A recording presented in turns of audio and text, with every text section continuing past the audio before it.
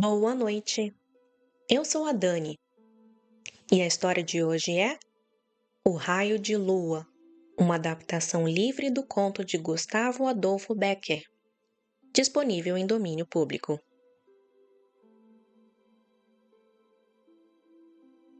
Não sei se isto é uma história que parece conto ou um conto que parece história.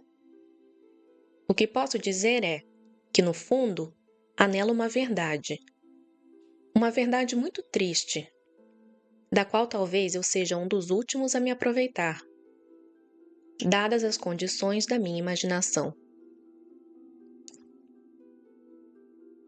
Outro, com essa ideia, talvez tivesse feito um tomo de filosofia lacrimosa. Eu escrevi esta lenda, que aos demais, que nada vejam em seu fundo, ao menos poderá entretê-los por algum tempo.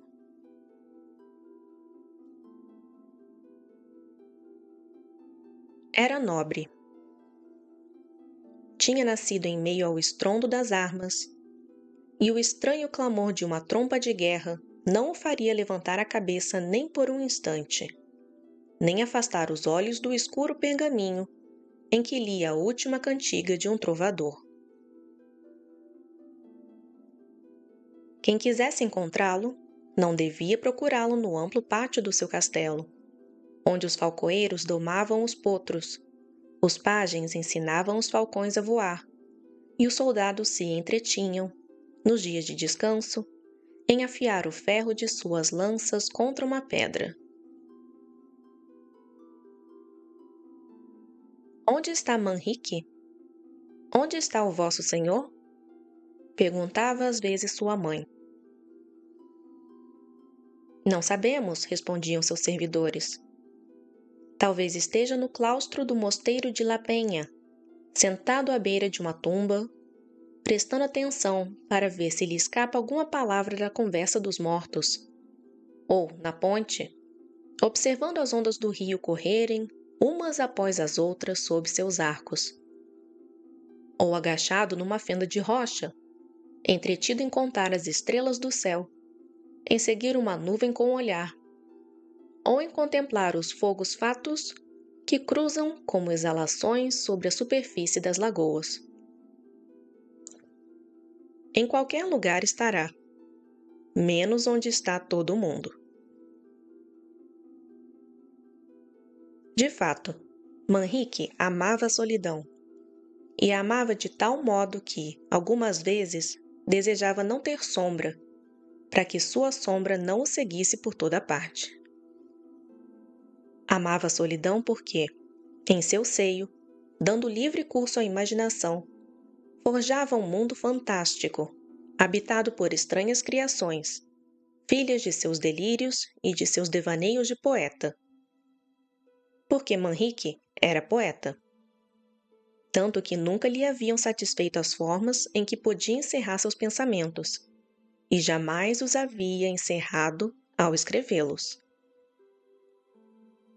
Acreditava que, entre as brasas acesas da lareira, habitavam espíritos de fogo de 1000 cores, que corriam como insetos de ouro ao longo dos troncos incandescentes, ou dançavam numa luminosa roda de faíscas no topo das chamas, e passava horas mortas sentado num escabelo junto à alta chaminé gótica, imóvel, com os olhos fixos na brasa. Acreditava que, no fundo das ondas do rio, entre os musgos da fonte e sobre os vapores do lago, viviam mulheres misteriosas, fadas, sílfides ou ondinas, que exalavam lamentos e suspiros, cantavam e riam no monótono murmúrio da água, murmúrio que ele permanecia em silêncio, tentando traduzir. Nas nuvens, no ar, no fundo das florestas, nas fendas das rochas, imaginava perceber formas ou ouvir sons misteriosos, formas de seres sobrenaturais, palavras ininteligíveis que não conseguia compreender. Amar. Havia nascido para sonhar o amor, não para senti-lo. Amava todas as mulheres num instante. Esta porque era loira, aquela porque tinha os lábios vermelhos, a outra porque, ao andar, se movia como um junco. Algumas vezes, seu delírio chegava ao ponto de passar uma noite inteira contemplando a lua, que flutuava no céu entre um vapor de prata, ou as estrelas, que tremiam ao longe como os reflexos mutáveis das pedras preciosas. Nessas noites de insônia, exclamava: se é verdade, como o prior de La Penha me disse, que é possível que esses pontos de luz sejam mundos? Se é verdade que nesse globo de nácar que rola sobre as nuvens habitam pessoas, que mulheres tão belas serão as mulheres dessas regiões luminosas? E eu não poderei vê-las, nem poderei amá-las. Como será sua beleza? Como será seu amor? Manrique ainda não estava louco bastante para que os rapazes o seguissem, mas já o suficiente para falar e gesticular sozinho, que é por onde se começa.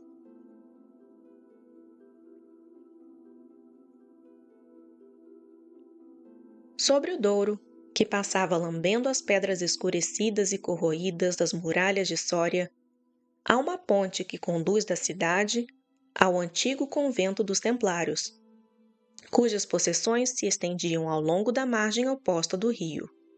Na época a que nos referimos, os cavaleiros da Ordem já haviam abandonado suas históricas fortalezas, mas ainda permaneciam de pé os restos dos largos torreões de seus muros. Ainda se viam, como em parte ainda se vêem hoje, cobertos de era e campânulas brancas, os maciços arcos de seu claustro, as longas galerias ogivais de seus pátios de armas, nas quais o vento suspirava em um gemido, agitando as altas ervas. Nos pomares e nos jardins, cujos caminhos não eram mais pisados havia muitos anos pelos religiosos, a vegetação, abandonada a si mesma, ostentava todas as suas galas, sem temer que a mão do homem a mutilasse, crendo embelezá-la. As plantas trepadeiras subiam, enroscando-se nos nodosos troncos das árvores. As sombrias alamedas de álamos, cujas copas se tocavam e se confundiam entre si, haviam-se coberto de relva. Os cardos silvestres e as urtigas brotavam no meio dos caminhos encharcados. E, em 2 trechos de alvenaria próximos a desmoronar, o tomilho, flutuando ao vento como o penacho de uma quimera, e as campânulas, brancas e azuis, balançando como num balanço sobre seus longos e flexíveis caules, proclamavam a vitória da destruição e da ruína. Era noite. Uma noite de verão, amena, cheia de perfumes e de murmúrios aprazíveis, com uma lua branca e serena no meio de um céu azul, luminoso e transparente. Manrique, com a imaginação tomada por uma vertigem de poesia, depois de atravessar a ponte, de onde contemplou por um instante a silhueta negra da cidade, que se destacava contra o fundo de algumas nuvens esbranquiçadas e levemente onduladas no horizonte, embrenhou-se nas desertas ruínas dos Templários. A meia-noite chegava ao seu auge. A lua, que vinha subindo lentamente, estava lá no ponto mais alto do céu, quando, ao entrar numa sombria alameda que conduzia do claustro em ruínas até a margem do Douro, Manrique soltou um grito leve, abafado. Uma estranha mistura de surpresa, temor e júbilo. No fundo da alameda escura, vira agitar-se algo branco, que por um instante desapareceu na escuridão. A orla do vestido de uma mulher. de uma mulher que havia cruzado o caminho e se ocultara entre a folhagem, no mesmo instante em que o louco sonhador de quimeras ou impossíveis penetrava nos jardins. Chegou ao ponto em que a vira perder-se entre a densidade dos ramos. Havia desaparecido. Por onde? Ao longe, julgou divisar, por entre os troncos entrecruzados das árvores, como um clarão ou uma forma branca que se movia. É ela que leva asas nos pés e foge como uma sombra, disse. E lançou-se em sua busca, afastando com as mãos as redes de era que se estendiam como um tapete de uns álamos a outros. Avançou rompendo pela mata e pelas plantas parasitas até chegar a uma espécie de clareira que se iluminava com a luz do céu. Ninguém. Ah, por aqui vai, exclamou então. Ouço suas passadas sobre as folhas secas e o roçar de seu vestido, que se arrasta pelo chão e toca os arbustos. E correu como um louco de um lado para o outro, e não havia. Mas as passadas continuavam a soar, murmurou outra vez. Creio que falou. Sem dúvida falou. O vento que suspira entre os ramos, as folhas que parecem rezar em voz baixa, impediram-me de ouvir o que disse. Mas sem dúvida por ali falou. Em que idioma? Não sei, mas era uma língua estrangeira. E voltou a correr em seu encalço, ora acreditando vê-la, ora pensando ouvi-la, já notando que os ramos entre os quais ela havia desaparecido se moviam, já imaginando distinguir na areia a marca de seus breves passos. Depois, firmemente persuadido de que um perfume especial, que aspirava em intervalos, pertencia àquela mulher que zombava dele, comprazendo-se em fazê-lo vagar por entre aquelas intricadas moitas. Afã inútil. Vagou por algumas horas de um lado para outro, fora de si, ora parando para escutar, ora deslizando com as maiores precauções sobre a relva, ora numa corrida frenética e desesperada.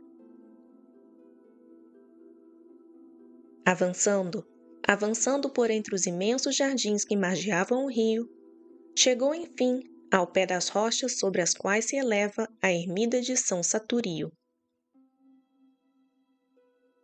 Talvez, desta altura, eu possa orientar-me para seguir minhas buscas através desse confuso labirinto, exclamou, subindo de rochedo em rochedo com a ajuda de sua adaga. Chegou ao alto, de onde se descortina a cidade ao longe, e uma grande extensão do Douro, que se enrosca a seus pés, arrastando uma corrente impetuosa e escura pelas margens curvas que o aprisionam. Manrique, uma vez no topo das rochas, lançou o olhar ao redor, mas, ao detê-lo e fixá-lo por fim num ponto, não conseguiu conter uma blasfêmia. A luz da lua deslizava cintilante sobre o rastro que deixava atrás de si uma barca que se dirigia a todo remo para a margem oposta. Nessa barca, acreditou distinguir uma forma branca e esbelta. Uma mulher, sem dúvida a mulher que havia visto entre os templários, a mulher de seus sonhos, a realização de suas mais loucas esperanças. Desceu das rochas com a agilidade de um gamo, lançou ao chão o gorro, cuja longa e arredondada pluma poderia embaraçá-lo na corrida, e, livrando-se do amplo capote de veludo, partiu como uma exalação em direção à ponte. Pensava atravessá-la e chegar à cidade antes que a barca tocasse a outra margem. Loucura! Quando Manrique chegou ofegante, coberto de suor, à entrada, aqueles que haviam atravessado Douro pela região de São Saturio entravam em Sória por uma das portas da muralha, que naquele tempo chegava até a margem do rio, cujas águas refletiam suas pardacentas ameias. Embora desvanecida a esperança de alcançar os que haviam entrado pelo portão de São Saturio, nem por isso nosso herói perdeu a ideia de saber a casa que, na cidade, poderia abrigá-los. Fixou essa ideia na mente, penetrou na população e, dirigindo-se ao bairro de San Juan, começou a vagar por suas ruas ao acaso. As ruas de Sória eram então, e ainda hoje o são, estreitas, escuras e tortuosas. Um silêncio profundo reinava nelas. Silêncio que apenas interrompiam, ora o latido distante de um cão, ora o ranger de uma porta ao se fechar, ora o relincho de um corcel que, empinando-se, fazia soar a corrente que o prendia ao coxo nas cavalariças subterrâneas. Manrique, com o ouvido atento a esses rumores da noite, que às vezes lhe pareciam os passos de alguma pessoa que havia dobrado a última esquina de um beco deserto. Outras vezes, vozes confusas de gente que falava às suas costas e que ele esperava a cada instante ver ao seu lado. Passou algumas horas correndo ao acaso de um lugar a outro. Por fim, deteve-se ao pé de um casarão de pedra, escuro e antiquíssimo. E ao parar, seus olhos brilharam com uma expressão indizível de alegria. Numa das altas janelas ogivais daquele que poderíamos chamar de palácio, via-se um raio de luz morna e suave que ia atravessando umas leves cortinas de seda cor-de-rosa, refletia-se no enegrecido e rachado paredão da casa em frente. Não há dúvida. Aqui vive minha desconhecida, murmurou o jovem em voz baixa, sem desviar os olhos da janela gótica. Aqui vive. Ela entrou pelo portão de São Saturio. Pelo portão de São Saturio chega-se a este bairro. Neste bairro há uma casa, onde, passada a meia-noite, ainda há gente acordada. Acordada? Quem, senão ela, que volta de suas excursões noturnas, poderia estar acordada a estas horas? Não há mais. Esta é a sua casa. Firmado nessa convicção e revolvendo na cabeça as mais loucas e fantásticas imaginações, esperou o amanhecer diante da janela gótica, da qual, durante toda a noite, não faltou a luz, nem por um instante se desviou de seu olhar. Quando o dia chegou, as maciças portas do arco que dava entrada ao casarão, e sobre cuja chave se viam esculpidos os brasões de seu dono, giraram lentamente sobre os gonzos, com um rangido prolongado e agudo. Um escudeiro reapareceu no umbral, com um molho de chaves na mão, esfregando os olhos e exibindo, ao bocejar, uma fileira de dentes capazes de causar inveja a um crocodilo. Ver Manrique e lançar-se à porta foi tudo obra de um instante. Quem mora nesta casa? Como ela se chama? De onde é? O que veio fazer em Sória? Tem marido? Responda, responda, animal! Tal foi a saudação que, sacudindo-lhe o braço com violência, dirigiu ao pobre escudeiro, o qual, depois de fitá-lo por um bom espaço de tempo, com olhos espantados e estúpidos, respondeu com a voz entrecortada pela surpresa: Nesta casa vive o muito honrado senhor Dom Alonso de Valdecuellos, monteiro-mor de nosso senhor o rei, que, ferido na guerra contra os mouros, encontra-se nesta cidade recuperando-se de seus males. Mas e a filha? Interrompeu o jovem impaciente. E a filha, ou a irmã, ou a esposa, ou o que quer que seja? Não há mulher alguma com ele. Não há mulher nenhuma. Então, quem dorme ali, naquele aposento, onde durante toda a noite vi arder uma luz? Ali? Ali dorme meu senhor Dom Alonso, que, como se encontra enfermo, mantém a lâmpada acesa até o amanhecer. Um raio caindo de repente a seus pés não lhe teria causado maior assombro do que o provocado por essas palavras.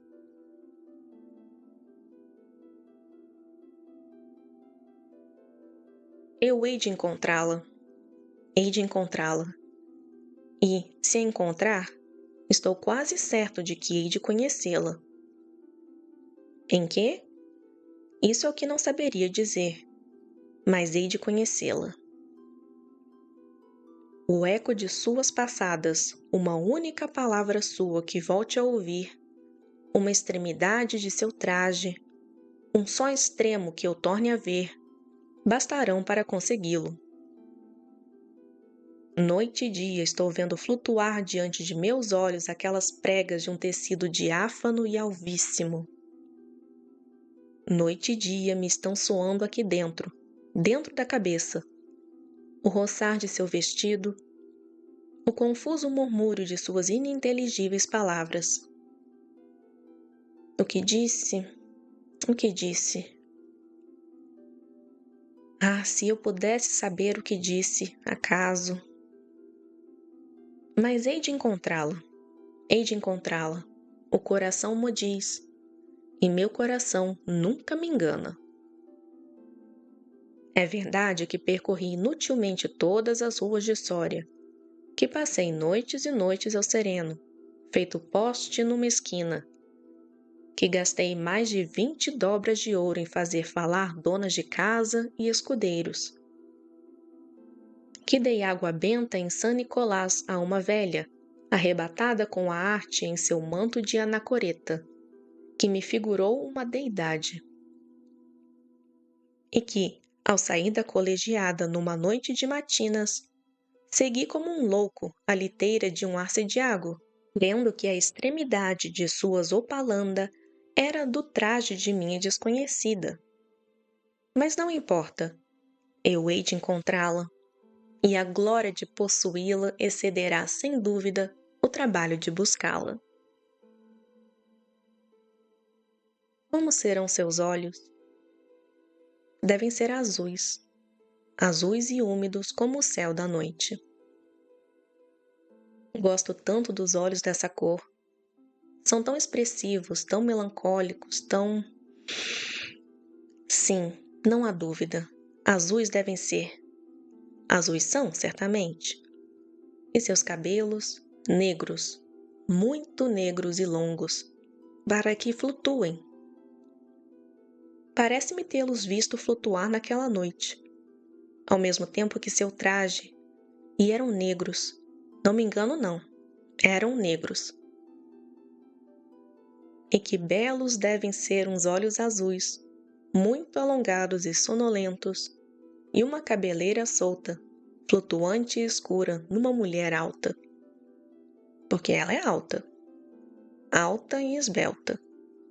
Como aqueles anjos das portadas de nossas basílicas, cujos rostos ovais envolvem, no misterioso crepúsculo, as sombras de seus dosséis de granito. Sua voz eu a ouvi.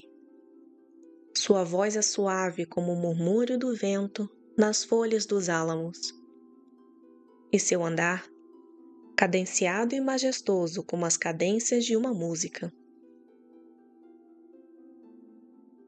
E essa mulher, que é bela como o mais belo dos meus sonhos de adolescência, que pensa como eu penso, que gosta como eu gosto, que odeia o que eu odeio, que é um espírito irmão do meu espírito, que é o complemento do meu ser. Não há de comover-se ao encontrar-me? Não há de amar-me como eu a amarei, como já a amo, com todas as forças da minha vida, com todas as faculdades da minha alma? Vamos, vamos ao lugar onde a vi pela primeira e única vez que a vi. Quem sabe se, caprichosa como eu, amiga da solidão e do mistério, como todas as almas sonhadoras, não se compraz em vagar por entre as ruínas no silêncio da noite. 2 meses haviam transcorrido desde que o escudeiro de Dom Alonso de Valdecuellos desenganara o iluso Manrique. 2 meses, durante os quais a cada hora havia erguido um castelo no ar que a realidade desfazia como um sopro. 2 meses, durante os quais buscara em vão aquela mulher desconhecida, cujo absurdo amor crescia em sua alma, alimentado por suas mais absurdas imaginações. Quando, depois de atravessar, absorto nessas ideias, a ponte que conduz aos Templários, o jovem enamorado se perdeu entre as intricadas sendas de seus jardins.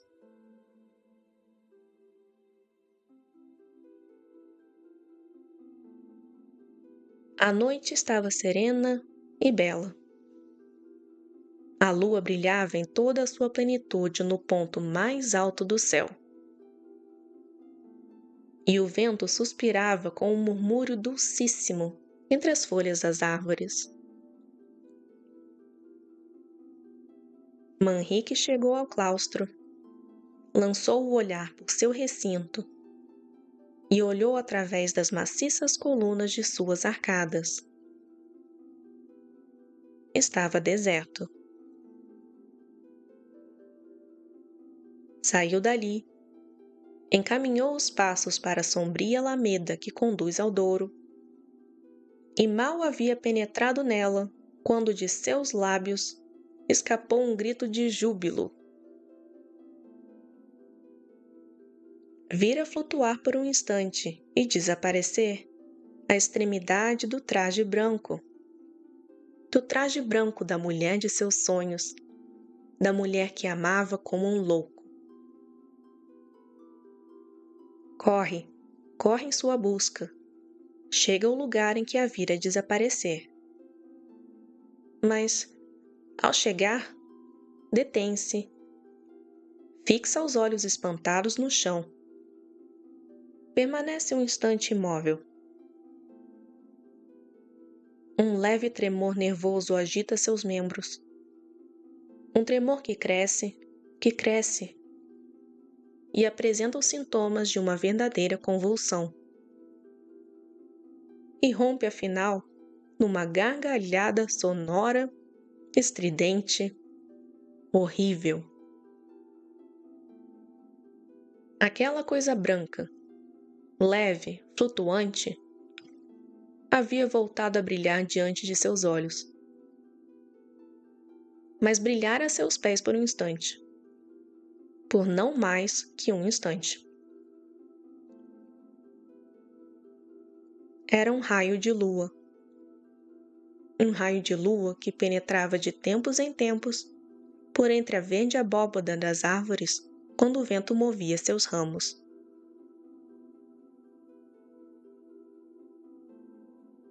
Haviam passado alguns anos.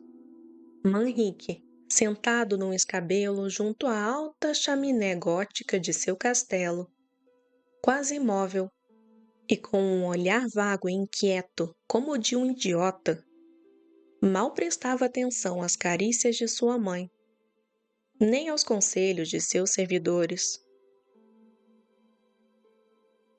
Tu és jovem, tu és belo, dizia-lhe ela. Por que te consomes na solidão? Por que não buscas uma mulher a quem ames e que, amando-te, possa fazer-te feliz? O amor. O amor é um raio de lua, murmurava o jovem. Por que não despertas desse torpor? Dizia-lhe um de seus escudeiros. Vestis ferro dos pés à cabeça, mandais desfraldar ao vento o vosso pendão de rico hombre, e marchamos à guerra. Na guerra encontra-se a glória. A glória. A glória é um raio de lua. Quereis que vos diga uma cantiga?